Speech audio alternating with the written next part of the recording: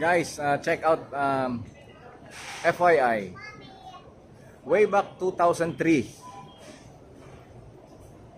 I was residing at the residence apartment of Mr. and Mrs.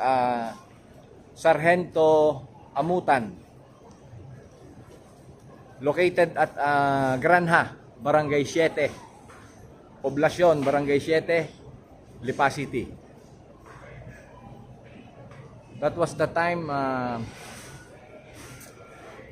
am managing our gasoline stations.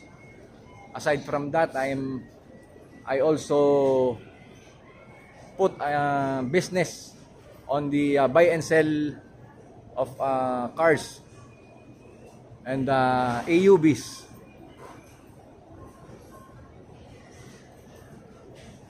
My favorite beverage is Coke.